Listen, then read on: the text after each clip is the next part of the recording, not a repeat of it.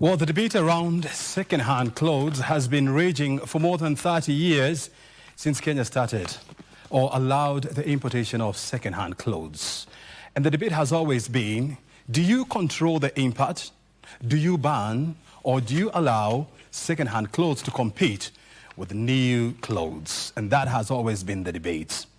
Good morning and thank you very much for joining us. We're coming to you live from Broadcasting House. This is Bizcheck, and today our conversation is going to revolve around the second-hand industry, the second-hand clothes industry, their socio-development, their socio-economic impact on Kenya's long-term economic development, and of course, what the policymakers are saying about this. My name is O'Brien Kimani. We are live from Broadcasting House. At O'Brien Kimani is my Twitter handle. My guest today is the CEO of Kenya Consortium, of Mitumba Consortium Association of Kenya. This is Martin Gitau. He's been telling me that he is very passionate about Mitumba. He was brought up on Mitumba, and actually, he was telling me that even today, he's coming up on my show wearing Mitumba. Is that true? Absolutely. So tell me this, do you drink Mitumba? Do you smoke Mitumba? If it's all you smoke, do you sleep Mitumba? Do you eat Mitumba? Do you breathe Mitumba? Mitumba is my life. It's the life of many common Kenyans who thrive and live on Mitumba. I mean, the sector supports about 2 million Kenyans who work in the sector. These are people who trade, sell Mitumba. If you go to Gikomba right now, there's a whole value chain that is supported by Mitumba.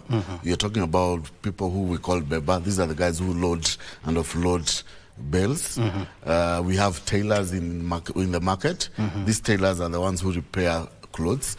Sometimes you may find a bale, maybe there's a loose button. So there's a guy who will now come and stitch it up.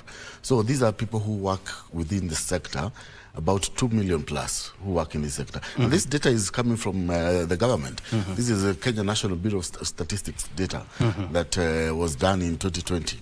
So it's a reality. Mitumba is part of us. It's a big economic mover for Kenya, and it's here to stay. You are a big supporter of the importation and, of course, the business of second-hand clothes. When did this love start for you? About 5-6 years back. So I'll tell you the story. Were you brought up on Mitush? Yes. I grew up wearing Mitumba. That's what we used to do. My aunt used to sell Mitumba, so she used to sell that to us. So it's even years you grew up, you remember. You used to wear clothes, then you pass it down to your cousin or to your brothers. So it has been part of the Kenyan culture of donating and giving clothes for extending what we usually call it is extending end of life for textile. So that's what we have all grown up in. I'm sure almost 90% of Kenyans have gone through that process of wearing second-hand clothes or passed down clothes from generation to generation. So it's part of the Kenyan culture, it's part of the global culture of donating clothes that you do not wear anymore. And so it's part of us. When you meet former employees of Kikomi, of Rivertex, of many other gineries, that collapsed back in the 1990s because of our proliferation of second-hand clothes, what do you tell them? One thing that there's a very big misconception in terms of what caused the collapse of the local textile industry. It is not the proliferation of second-hand clothes. Second-hand clothes came in to step into a gap that was left vacant by the collapse of that sector. Because but the importation of second-hand clothes accelerated that process. We do realize that there was serious mismanagement of these textile companies, especially government-owned. Yes. But they were struggling actually to feed the market. But the importation of second-hand clothes accelerated the demise of these companies. Just to collect you a little bit, ours was stepping into that gap. You remember growing up where you used to see your uncle wearing trousers with bunches everywhere. It's because of the cost of clothes. New clothes were more expensive and not affordable to everyone. Just the other day when second-hand clothes were banned because of COVID, we went to the local textile, EPZ, and asked them, what would be the cheapest pair of jeans that you'd make? What would that cost? And they were like, the cheapest would be about 800 Kenyan shillings. Not every Kenyan can afford 800 Kenyan shillings to buy jeans. You have a family of 5 or 6 people that you have to clothe. Not everyone can be able to afford that. So it's the cost of doing business that led to the collapse of the second-hand clothes. Also, lack of raw material. Even right now, people who are producing who are making clothes here, they don't have raw material. They're bringing them from India, Pakistan, Uganda. That's where they're getting their cotton from. So what we need to do, and the government of Kenya is very intentional in terms of growing the local textile industry. They've given subsidies for farmers who want to grow cotton, who want to be able now to get into that sector. And that is what is required, because we need to bring down the cost of production. The cost of production is not, it cannot compete with the second-hand clothes. Second-hand clothes just came to fill a gap that was left vacant. What we are offering people is options. And what we've been saying is we can coexist. There's a report by KIPRA that was done. I will share with you that report. KIPRA is a government agency that does research. And they say that there is opportunity for both markets to coexist in the Kenyan economy, both the local textile and the second-hand clothes, because we serve different markets. O'Brien will not go to Gikomba to buy a shirt.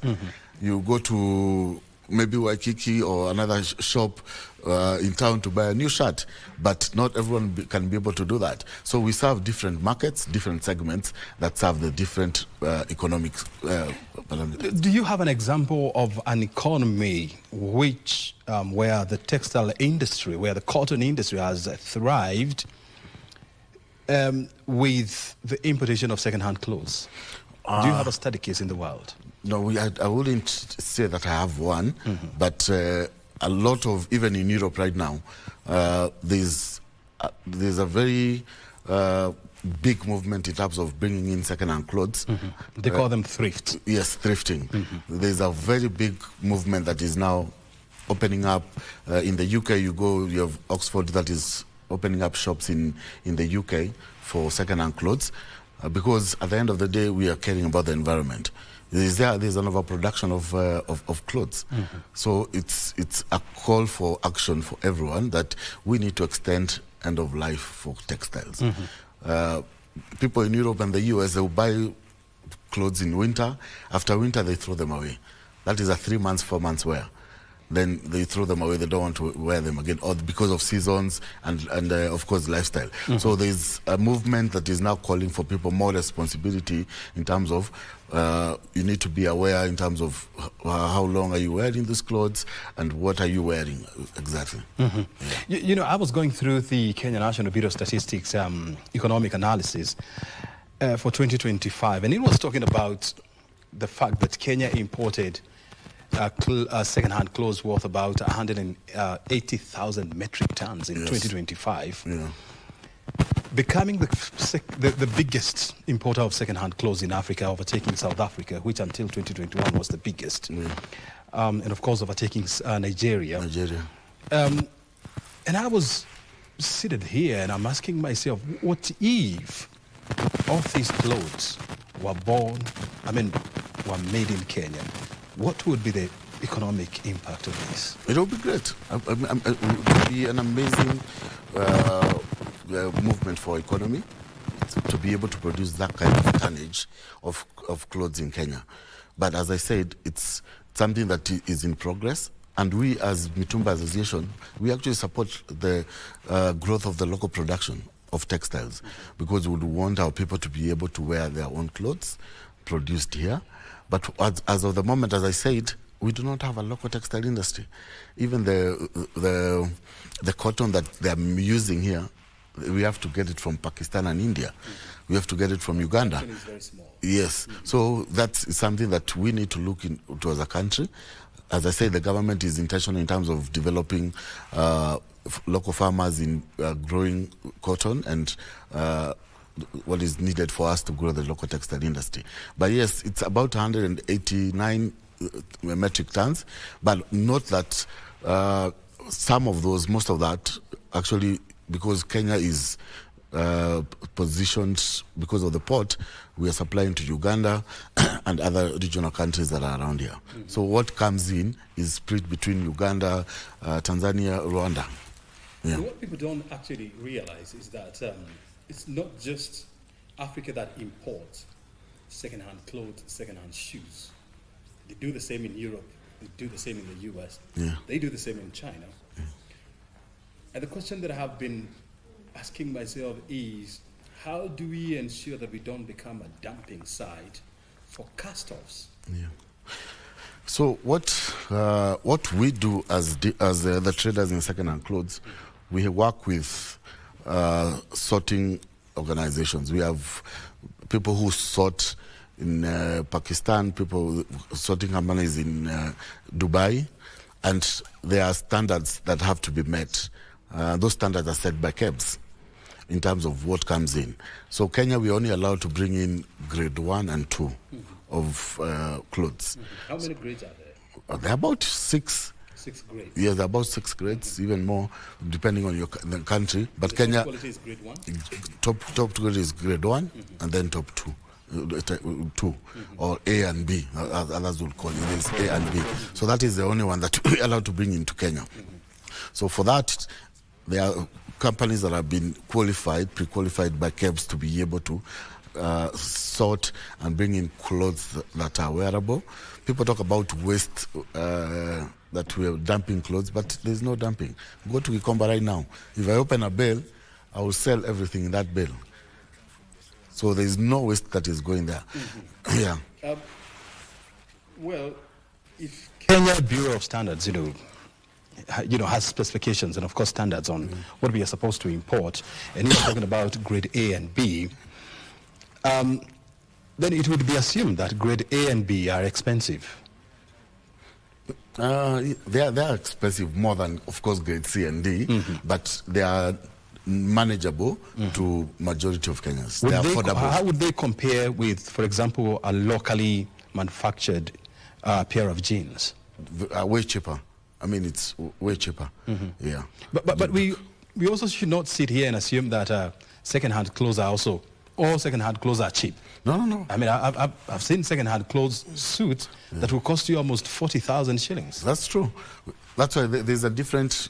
I'm sure everyone knows about the issue of the camera. So those camera is now the top tier in terms of the clothes. And those are the expensive ones now. That is now the top tier in terms of Mitumba. So those ones you'll find they're a little bit more expensive than the normal clothes. But the quality is, of course, they're expensive because the quality is good.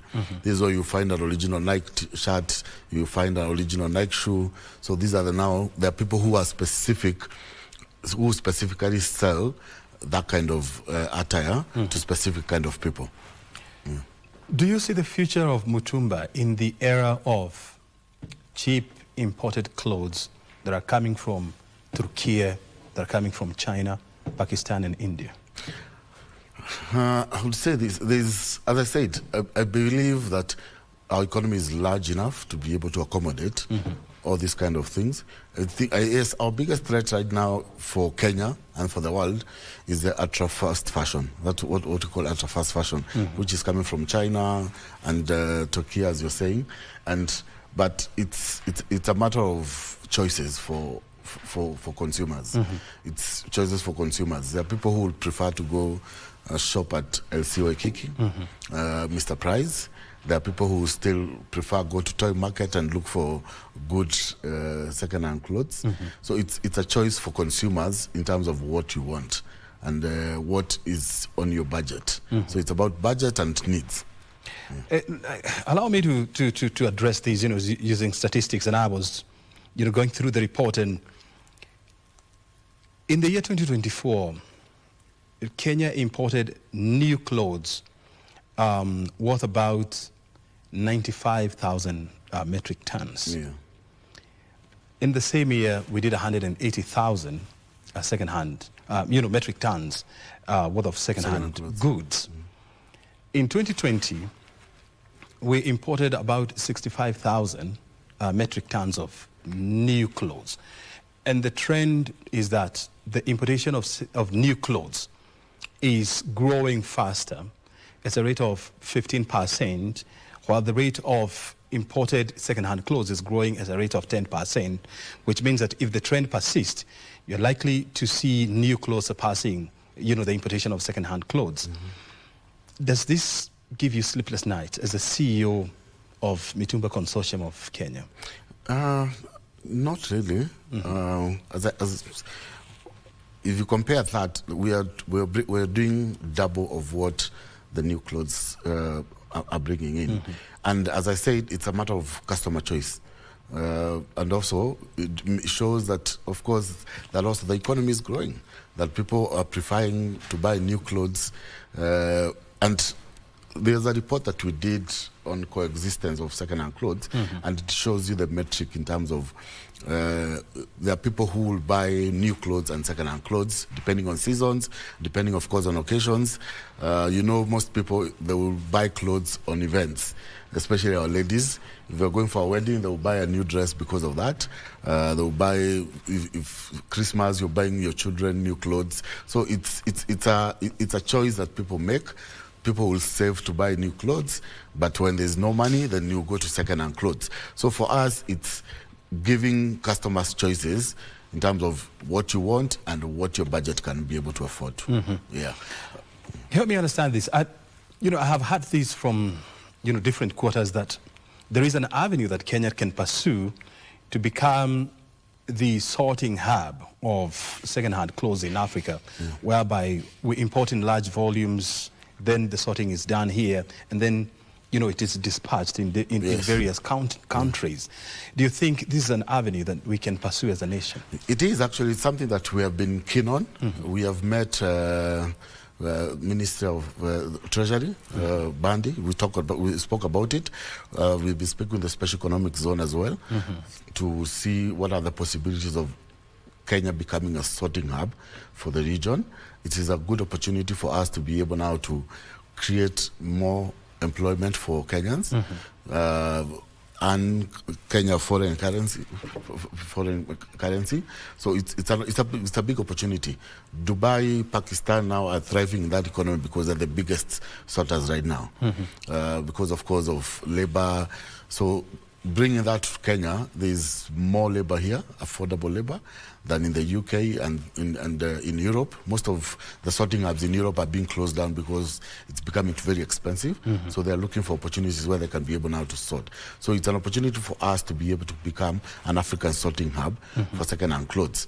And when you say we are sorting... Currently, who is doing that? Most of our clothes in Kenya and the bigger region of Africa are being sorted in Pakistan and Dubai. In Pakistan? Yeah, Pakistan and Dubai. So they sort and send to Kenya, Ghana, Nigeria, all those countries. So it's been done in Pakistan and Dubai and Oman. So those are the biggest sorting hubs right now. So we can be able to position ourselves as a sorting hub for the region. And when we say sorting is, we're bringing in clothes, so we're able now to determine what comes into the country. Because when you sort like in a special economic zone, that means that you're able now to control what goes out, what comes into the Kenyan economy, what goes out to the other regions. What would it take us, to take a piece of the sorting business from Dubai, from Oman, and from Pakistan, and of course concentrate on the African market, bearing in mind that Africa is the biggest importer of second-hand clothes in the world? Yeah, it will be a significant impact to us. Of course, first of all, the job creation aspect. So for us, we need to, and we have our own traders and our importers who already know exactly what our customer needs are. So it's easier for them to decide, these are the clothes that we want, these are not the clothes that we want.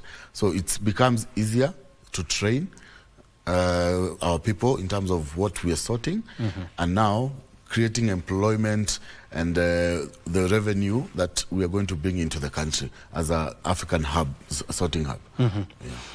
Do you see the government becoming purposeful and becoming more strategic in going that direction? We would think so. We would imagine that is something that the government would want. Is your imagination being driven by any statistics or by any evidence. Yes, we have been having those discussions. Even both the Ministry of Trade, we've been trying to have that conversation with the Minister of Trade, Lee, to see how is it possible for us to have a sorting center. As I told you, we already had a meeting in the Special Economic Zone to see is it possible to have sorting center incubated within the special economic zones, and if that will be what would be requirement, and they give us the requirements of what we need to do, and what the process of that will be. So it's a conversation that is ongoing, and we're hoping that by the end of the year we'll be able to lock down and say that yes, we are able to have this sorting center. We met the president in February. He called us at State House as a consortium. Yes, as a Mitumba consortium. So, and one of the things that we told him is we would want to have a sorting hub. Kenya to become a sorting hub in Africa. So those are one of the issues that we raised with the president, and it's a conversation that now he has extended now to the different directorates and the ministries for us now to have that conversation. You see,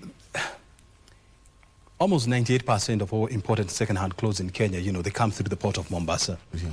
Just adjacent to the port of Mombasa, you have the Dongo-Kundu Special Economic Zone. Is that a suitable location for Kenya to set up its sorting hub there? Absolutely. And that will be the best positioning for us to have the sorting center in Mombasa. It's convenient, logistically it also works for us, but there has been delay, of course, in Dongo-Kundu because of issues of land and compensations. So it's when we spoke to the Special Economic Zone, we started this conversation with them almost 4 years ago of us getting a space there. So it's the delay has been majorly because of the delay in payments and compensation of landowners. So it's something that we would really want to take up. Yeah. When you had a conversation with the president, what was you asking as a consortium, and how did the president respond? Our biggest ask, first of all, was in terms of taxes. We pay almost about 35% of duty on second-hand clothes. New clothes pay 20%. Yeah. Then is it 20 or 25? 25%. Yeah. Then you do 30. Yeah, as we do 35. 35. It's 35. So, and we don't have an issue with that. So our biggest ask was, can we have a consolidated way of collecting taxes? I mean, our people, most of them are school dropouts. They're not well versed in terms of accounting. They don't have accountants in their companies. These are individuals. So we asked can we get one place where we can just pay all the taxes and the point of entry? That is when we met the Minister of Finance, Badi, and he agreed to that. And the proposal came in the finance bill where we were to pay. There was an assumed profit of 5% of the total value of clothes that you have brought in. So that 5% is what was to be taxed, the 30% duty. So which was coming to about 1.5% of the total value. But Parliament did not pass it. It was dropped because there was a misunderstanding in terms of what was really needed. But it's something that we're having a conversation with Treasury to see if we can be brought in back again in September, October, as an amendment to the tax bill. Yeah. We've seen countries that have banned totally the importation of second-hand clothes here in Africa, and I will start with Burkina Faso, Rwanda, I think Sierra Leone, if I'm not wrong. Paint for us a picture where if one day the government wakes up and say no importation of second-hand clothes, what would happen? Well, I'll give you like Rwanda and Ethiopia, for example, and Uganda right now. There's what you open up yourself to smuggling, because that is now what is happening in Rwanda, Ethiopia, and Uganda. There's a lot of smuggling of second-hand clothes. From Kenya? Yes, from Kenya and other places. So people are smuggling in second-hand clothes into those countries. So what happens is the government loses revenue, but the trade still continues. I was in Uganda 2 weeks ago, and I can tell you that it's they revoked all licenses for importers, and then gave a few licenses to a few people. So the few people now are holding the market as a hostage, but they're bringing in their clothes in big numbers, but only a few traders who are benefiting. So what you do is you open up yourself to such kind of a trade, where it's not an open trade anymore. It's people who are smuggling in clothes. Then the government loses taxes, the government is losing control of the trade, and people are just trading everywhere and anywhere. Yeah. So that will be the risk. Yeah. Very well. I mean, in case you're joining us, we're coming to you live from Broadcasting House with the time coming to 11:29. We're having a good conversation here with Martin Gitau. He's the CEO of Mitumba Consortium Association of Kenya, and he's pitching a case on why Mitumba is the way to go to drive the fashion industry in Kenya. My name is O'Brien Kimani. We are taking our first break. We are coming back with more conversations. Stay right here.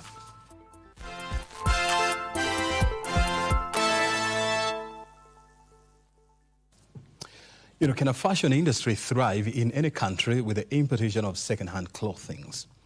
And can the cotton as well as textile industry also thrive when a country is importing second-hand clothes? That is the quality of conversation that we are having here with Martin Gitau. He is the CEO of the Mitumba Consortium Association of Kenya. He's here with us in studio, and he's pitching a case why Mitumba is the way to go. I would want to hear from you as well. Do you believe in that? Do you agree with him? At O'Brien Kimani is my Twitter handle. At KBC Channel 1 is also our X handle. I'm still stuck in the past, you know, talking about Twitter. But you have to forgive me. Let's get into this conversation, Gitau. You are talking about 2 million people, you know, employed in this business. Yes. Is that the best that we can do? It is. I mean, it is an employment factor. So it shows the value in terms of how big the trade is. And this is data that was gathered by the government in 2020. So by now, that number has grown significantly, plus almost to 3 million right now of people who are working in that sector. And these are people who are directly, every day they report to Gikomba, Toy Market, and the markets around Kenya in the second-hand clothes sector. So it's a big number. It's the local textile industry. As per the last data, I think the employment was about 200,000, 250,000. So you can see the significant impact of that. But would want those two sectors to grow together and support each other. Yes. You know, when you look at the amount of money that, as a nation, we spend in importing, you know, second-hand clothes, you're looking at 38.5 billion Kenya shillings in 2025. This is the amount of money that went out to import. What is the economic value of spending all this money to import all these goods?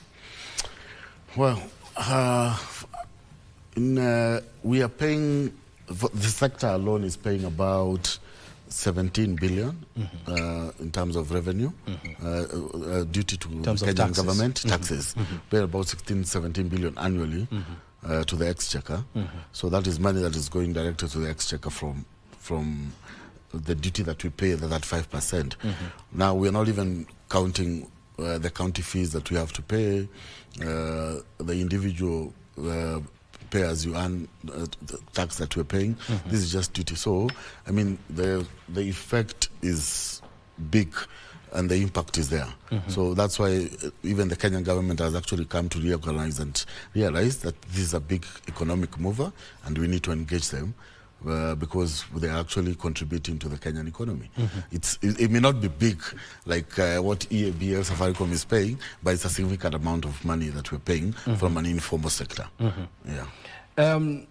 Going back to the sorting business debate that we were having here, and I know Ghana is also you know, very dedicated and committed together with Nigeria when it comes to establishing the African sorting hubs, in Accra and in Lagos. Yeah. What do we need to do to accelerate our quest to become Africa's sorting hub for second-hand clothes? Because, realistically speaking, that is the only way we can earn forex revenue out of this business. Yeah, I think what we need is more of reset our mind, reset how we think, how we look at second-hand clothes. Mm-hmm. Second-hand clothes have always been looked at as I remember one of the leaders saying that these are dead people's clothes. So, which is not true, it's a lie. I will not say who, but you remember that conversation. Well, I know, it was a president in one of the ESC yes, countries. It went very bad. Mm-hmm. So it's a change of mindset in terms of what to look at second-hand clothes. Mm-hmm. Second-hand clothes, it's as I said in the beginning, is what you pass down to your brothers, to your cousins. It's because I don't need to wear this coat anymore. It's become bigger or it's become smaller. Mm-hmm. So I pass it down to someone else who can be able to use it. Mm-hmm. And that is the mindset of second-hand clothes. So what we need to do is change that mindset. That is not a poor people's clothes. It's an economy by itself.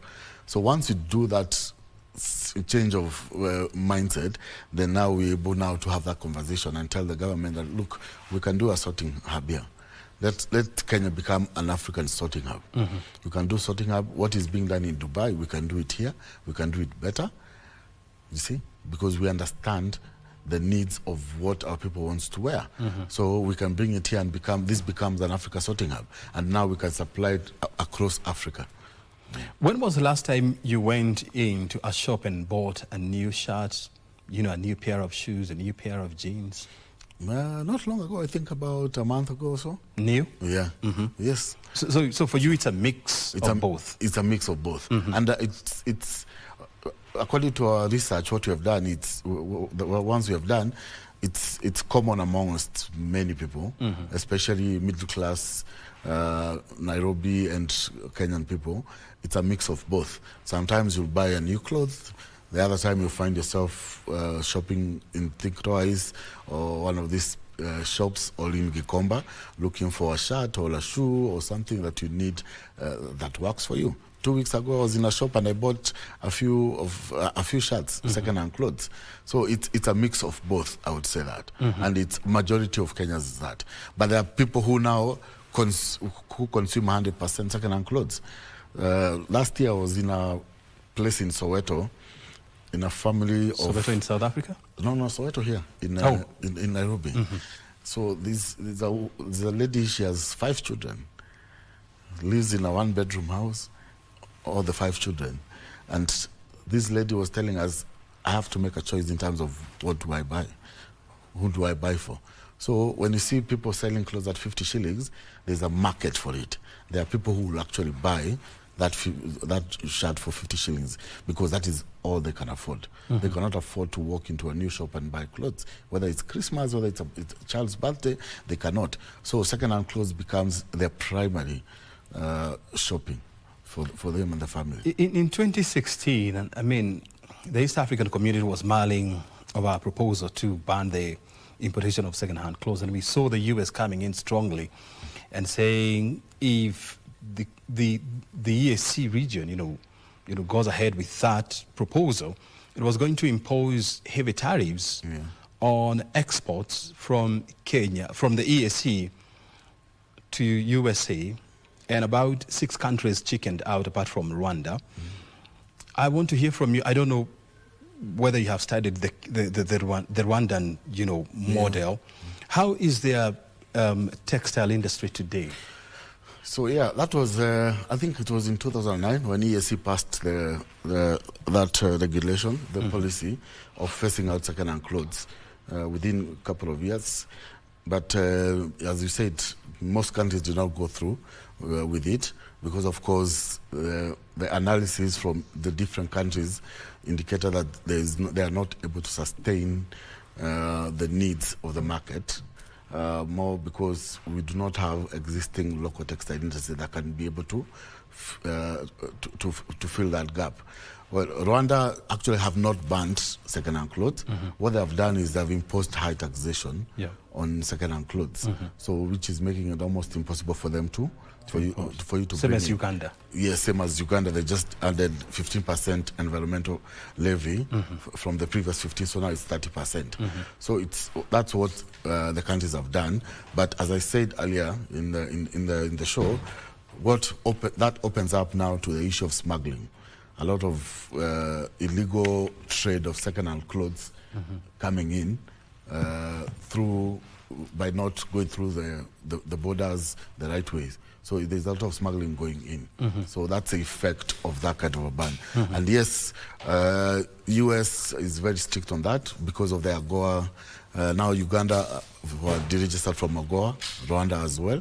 They cannot now be able to trade with the US through the AGOA agreement because of that, because that was one of the preconditions of being part of the AGOA agreement of open trade and free trade.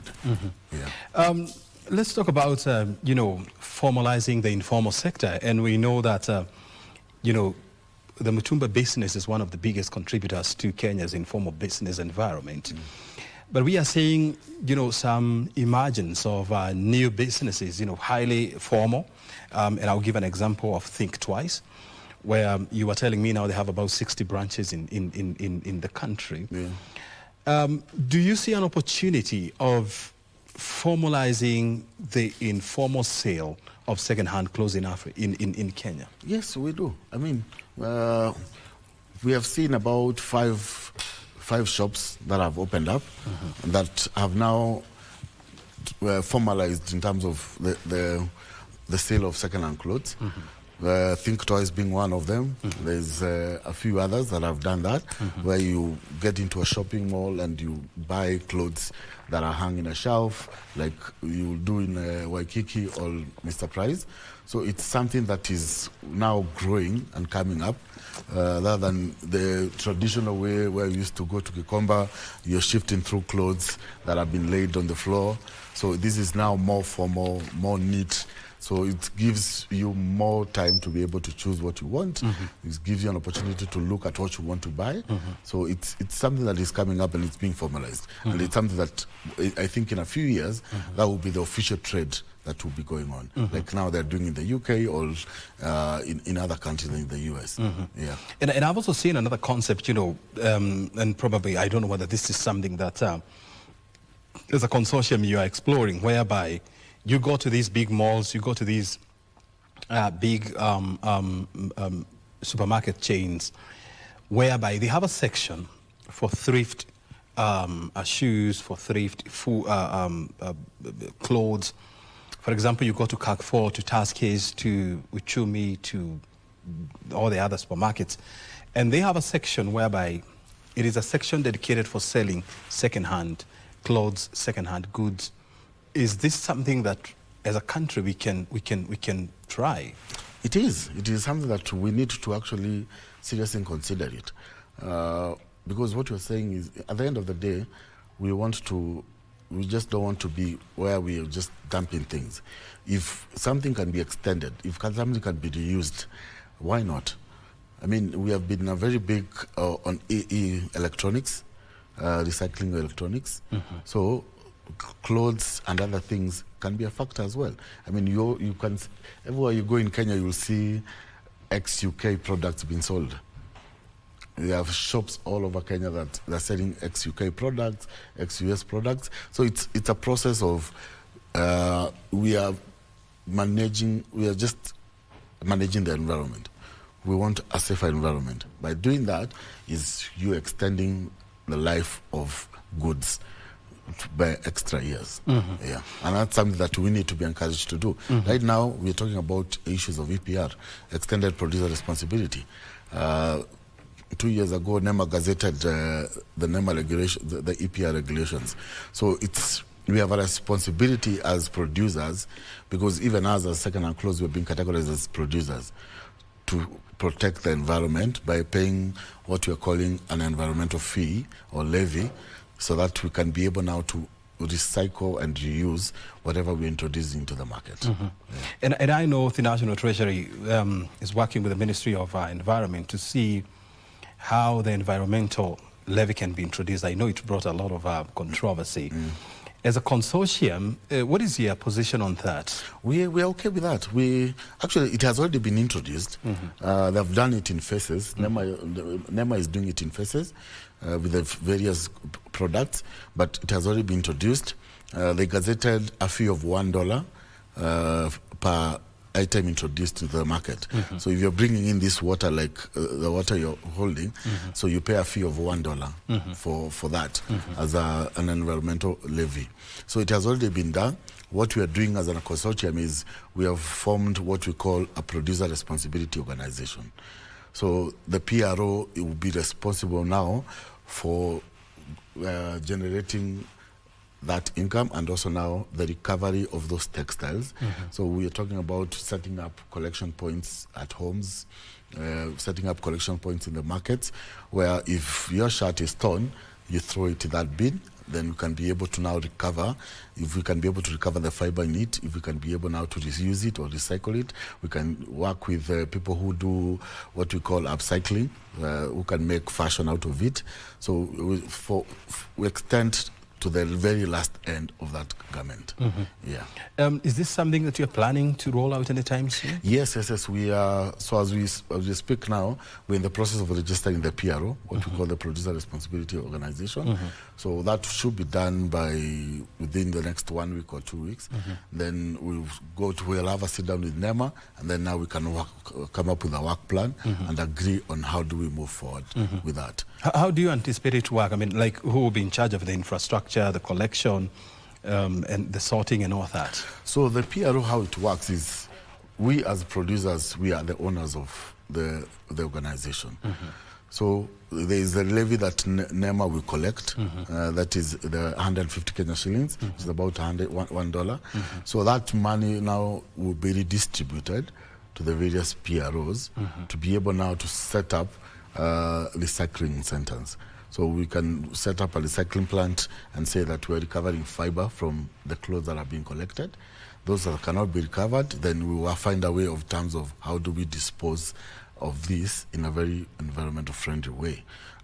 Countries like in Oman, in Dubai, they've worked with cement companies who now will used textiles as raw products for power generation. So those are the options that we have and we can be able to work with. Yeah. And I know this concept, has been, they have piloted this in France and it has worked very well. But the question that I have, that these industries are dealing with is, so how do you deal with dumping of these, of the last products? And this requires, huge and massive landfills. And the question is, so who is going to construct these landfills? Is it the county government? Is it NEMA? Is it the PROs? So first of all, we need now to even start doing capacity building for even our own people, the citizens. We need to tell them, don't dump your used clothes in the bin where you're throwing your food stuff and everything. So what you do is now, when you set up the collection points in the different estates, so you can throw your clothes there. Then now the PROs, which is now, we have one, I'm sure Kenya Association of Manufacturers is setting up one as well. As we speak, I know that. KEPSA is also setting up one. So those now will be responsible for collection of those clothes and now purposing them for other use, either recycling or upcycling them or downcycling them. So it's now the PROs that will be responsible for handling those used textiles. Yeah. Very well. Before we come to the end of this conversation, I want to hear from you, Gitau.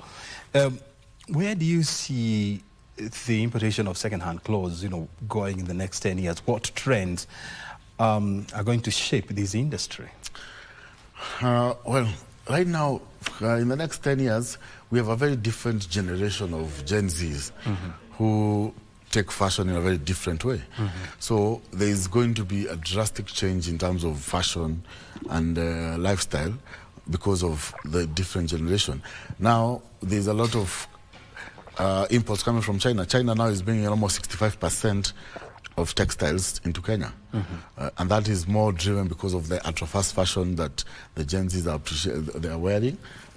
These are people who will buy a dress for going out one night, they wear it for 2 days, then they don't want to wear it again.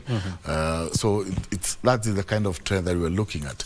So for us in second-hand clothes, we're driven by customer needs. That's why we'll always revisit our wish list. There's a wish list that we usually have to work with the sorting centers. So that is the list that you have to keep on updating because of the needs of your consumers and the customers that you're serving. So it's going to change. There's also appreciation of reuse by the younger generation. They're more into reuse and recycling. But as well also, there is more appreciation of local production of locally produced clothes in Kenya by the younger generation. Yeah. We have also seen the proliferation of shops, and especially in downtown Nairobi, downtown Kisumu, Mombasa, shops that are selling fake designer products, be they shoes, be they clothes, be they bags. Are they posing any danger to your business? Yes, they are, because they're giving people cheaper options. But now that is beyond us. That falls now under the curfew of Kenya Bureau of Standards. Now they're the ones who needs to come down on that and say that these are fake things, they should not be coming into Kenya. So there is nothing much we can do other than just call on the relevant authority to act on such things and prevent that illegal trade to continue. Very well. Gitau, for how long will you continue wearing mutush? As long as I'm here. As long as you're walking? Yes, as long as I'm walking. Very good. Anything else we need to hear from you? No, I think let's appreciate Mitumba. It's a business. It has employed our aunties, your sisters, our brothers. It has fed families for years, and it's an economy that is going to thrive. And what we are calling upon government is let's embrace the sorting hubs in Kenya. Let's bring sorting hubs in Kenya. It's going to create more economy. It's going to bring in foreign exchange. So let's embrace sorting centers. Yeah. Very good. Martin Gitau is the CEO of Mitumba Consortium Association of Kenya, joining us on Bizcheck to help us understand the trends that are going to define the business of second-hand clothes here in Kenya and Africa. And according to him, we need to move fast to establish Kenya as the headquarters of sorting business here in Africa. I don't know what we are waiting for. This is something the government should grab and dash. Well, by the time coming to 11:54, we are coming to the end of this check for this morning. Thank you very much for your time.